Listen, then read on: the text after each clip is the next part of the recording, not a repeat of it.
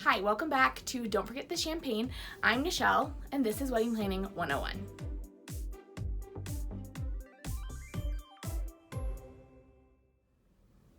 Today, we're going to be talking about how to find your ideal photographer. So all the steps that you should take to make sure you're finding a photography style that you love and a photographer that you love. Photography tends to be a major priority for a lot of couples because it's one of the few things that you get to have after the wedding day. I don't think it necessarily needs to be your top priority, but if it is, it definitely is something you want to spend a lot of time considering. You want to make sure you're talking with a lot of photographers. So the first step is finding your photography style. There's a ton of different photography styles out there, and they are all beautiful, but they're very different. I think the best place to start for this is Instagram.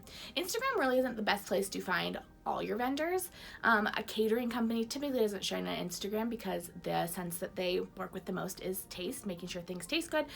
I mean, you want your food to look nice-ish, but it's not always Instagrammable, and an Instagrammable meal doesn't mean it's gonna be a nice meal. But for photographers, Instagram is typically their bread and butter. It's showcasing beautiful wedding photos. So it should be. So I think Instagram is really a key place to start. I suggest when you're kind of just first getting started, just searching hashtags, like wedding photos, that sort of thing. And then you can kind of narrow down and start looking in your area. So for me, it would be like Denver wedding photographers, Colorado wedding photographers, and those will kind of help pull local results. But if you're still trying to kind of like figure out what you like and what you don't like, just start with as broad as possible. Instagram has a feature where you can bookmark an image for later. Just make a folder in Instagram of all those images, and then you can go through and kind of see some themes. Are you loving bright and airy photos? Are you loving things that are really richly saturated? Things a little bit more moody? Look through, see if you're noticing any themes, and then when you actually start looking at local photographers, you'll be able to figure out who matches your style. If your budget can absorb some travel fees, a lot of times photographers are really willing to travel. It's one of the easiest vendors to have travel because besides their camera equipment, they don't need to bring a lot. A florist is going to need to either ship in or order there a ton of flowers. A cake baker is going to need a kitchen. A catering team is going to need a whole team. A lot of those people can't travel. Wedding photographers have the privilege of being able to travel, and a lot of them really enjoy that element of their work. And especially if you have a really unique, beautiful venue, they will be more than happy to travel there, but you will have to probably absorb some additional fees. But depending on the photographer's base price, it might not wind up costing you any more. So that is one thing to consider. If you have a little bit of a larger budget for photography, don't feel quite as limited to the local photographers. Local wedding publications can also be a great resource. Here in Colorado, one of my favorites is Rocky Mountain Bride, but there's also a ton of others like Couture Colorado, and I'm sure there's a ton for your region too. I think local publications can also be a great way to find photographers. The photos in those magazines are often shot by local photographers, and if there are pieces that you really fall in love with, those could be great potential photographers for your wedding. When looking at photographers, I think it's really important to look at multiple photos from multiple events because they're taking photos of weddings, and sometimes it's hard to discern what you like about their photography style versus what you like about the wedding they photographed. Oftentimes those overlap a lot. People who like a similar style wedding often like a similar style of photography, but you want to make sure you're not getting those two confused. You're not just in love with a stunning, beautiful wedding. You're in love with their photography style. Things to look for. First, have they worked at your venue? This is always on one of those lists to ask photographers. I don't think it's a deal breaker if they haven't, but you want to make sure they've worked in similar conditions. So if you are having an outdoor wedding and their portfolio is all hotel ballrooms, that might not be ideal. And vice versa. You want to make sure that they have the equipment and the know-how to tackle the various lighting situations that they will encounter on your wedding day. So the specific venue isn't as important as making sure they just have a general idea of what it takes to photograph a wedding in this type of space. Another thing, again, this is really similar to what I talked about earlier, is what elements of their work do you really love? Are there specific elements that you love? Do you love the way they photograph portraits? Is it more they're just like over large landscaping shots? And do those appear in more than one spot in their portfolio? You want to make sure that the elements you're falling in love with are a cornerstone of their photography style, not just something they did as a one-off. And then I think another thing that's great to look at is reviews. You want to make sure that it was a good experience to work with them. Your photographer is someone you will be spending like the most time with, maybe more than your spouse on your wedding day. So you want to make sure it's someone that you can get along with, that people enjoy working with, that isn't going to be just like a pain in the butt. So not only are their photos beautiful, but they're easy to work with. So I think those reviews become important there. You can see their work, but you can't see how they work in those photos. And then I would definitely schedule some time to meet with them, or at the very least phone call. Do not book them over email. I would say meet if at all possible, but if not, for sure a phone call. Ideally a video phone call, because you want to make sure you get along with them. Like I mentioned, your photographer will spend almost your entire wedding day with you, sometimes more than your spouse will on your wedding day, because they'll be there during getting ready time, and they'll do bridal portraits and yada yada yada before even the wedding day starts. They'll be there for your first look. They'll be there for a lot of really intimate moments. So you want to make sure that you love them. Like you want to spend all day with them because you're going to be a little bit anxious on your wedding day. You'll be able to handle what they're throwing at you.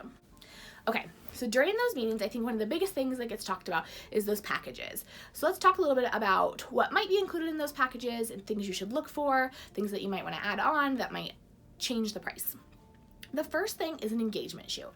I think it is wonderful, if at all possible, to use your wedding photographer for your engagement photos. It acts as sort of like a dress rehearsal, a dry run of you guys working together. It allows you to get more uncomfortable in front of the camera, more uncomfortable in front of them, and allows them to kind of see what works best for you as far as your style. Do you like a lot of guidance? Do you kind of just like to be photographed but not chatted with that much? It allows them and you to form a good relationship. Because this is really like you're going to meet them in that initial meeting, but then you're probably not really going to spend a lot of time chatting with them between when you book them and the wedding day.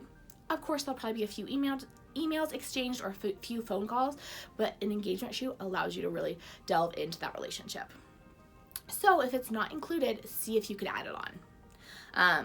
I think it's really important, and if at all possible, you should do it.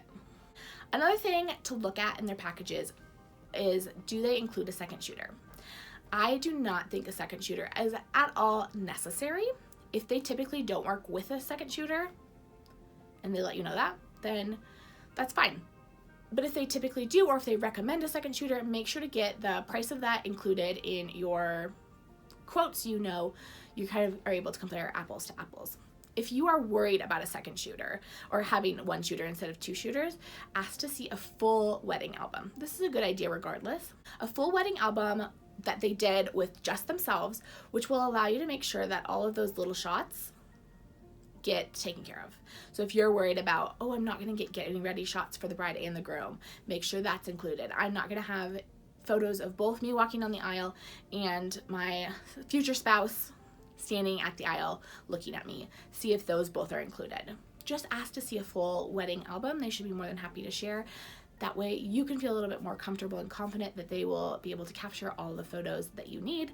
And if they do want a second shooter based on your wedding details, make sure you get that price so that you are budgeting appropriately for them. Another thing to make sure to look at in the packages is how long will they be there on your wedding day. I think for the most part, most couples do not need photographers there for the whole day. Typically, photographers do 8-hour packages, which are they're not going to be there from the moment you start getting ready until you leave. But you really don't need them there. You don't need them there until, I would say, dress gets put on, because you don't really want photos before you have makeup on. These photos should be like you glam and glowing. The makeup artist can pretend to put some makeup on you at the end if you want some of those photos. But I think really the dress getting put on, those moments, you in your bridal party with hair and makeup done, still in your cute little robes, that sort of stuff are the moments you want captured. So that tends to be, a few hours before your wedding day, or before your ceremony, depending on whether you're doing a first look or not. And then typically they don't stay all the way to the end. There's only so many dancing photos that you really need. Those are like the least looked at photos in a wedding album most of the time. They're like fun to have some. I don't think you shouldn't have any dancing photos. But a lot of times a photographer will leave earlier into the evening, and I think that only becomes a problem if you're doing like a big grand exit with sparklers, fireworks, something like that. And sometimes there's some workarounds for that too. But if you are like, oh my gosh, we are having a grand exit, so I'm gonna need them there for longer, see if they'd be willing to add on hours and what the cost for those additional hours would be. Another thing to talk about is prints, whether they are included in your package, whether they're added on, whether you order the prints through them, whether you order the prints through someone else. Talk about prints, talk about how you're gonna get your photos at the end of your wedding day, and also talk about digital photos. Are you gonna have access to all the digital photos? How many digital photos will you have access to on average? And what are the usage for those digital photos? Are you going to be able to post those on social media freely? Are you going to be able to make prints down the road from those digital photos? How high of a resolution are those photos? It can sound like a little nitty gritty, but I think people really run into issues down the line with that. They think they're going to have access to all these photos and be able to print them, but all the photos they get are watermarked, and you don't really want a watermarked wedding album.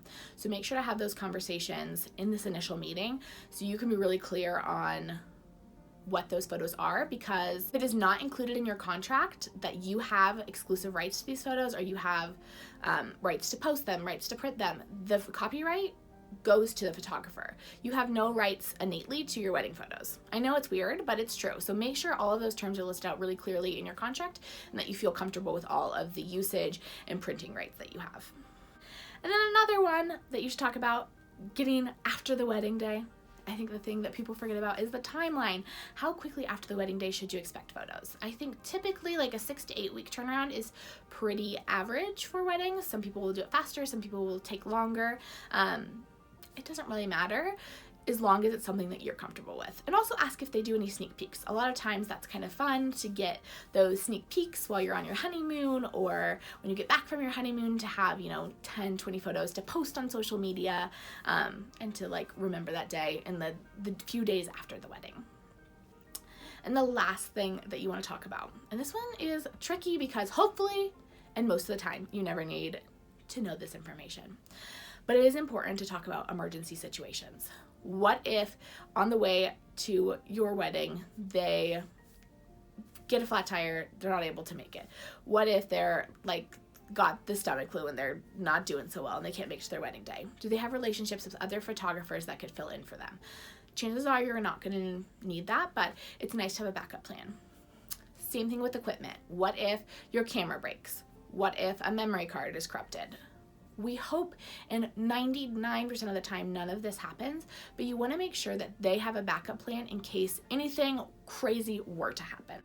And I think it's also important to ask about their cancellation policy up front, especially if you're doing engagement photos with them. Sometimes I hear from these couples that thought they loved their photographer, loved the photos, but then they get their engagement photos back and they are terrible, or the process of working with them in engagement photos wasn't what they were picturing.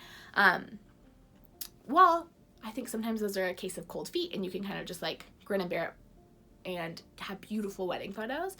If it's really an issue where you're like, this is not going to work, you want to make sure the cancellation policy isn't going to be like, okay, well, you still have to pay them everything. Of course, you're probably going to have to pay them something because they could have filled that wedding weekend in while they had you booked. But see if there is a way where you're only paying 50% of the deposit, or if they can fill that date in, you're no longer on the hook for the money. Just kind of chat with them about cancellation. Again, hopefully you won't need this, but it's important information to talk about. Okay, that is kind of the basics of picking your wedding photographer. Let me know if you have any questions about photographers or anything else in the comments down below. Make sure to subscribe to this channel for a new wedding planning video every Wednesday. Bye.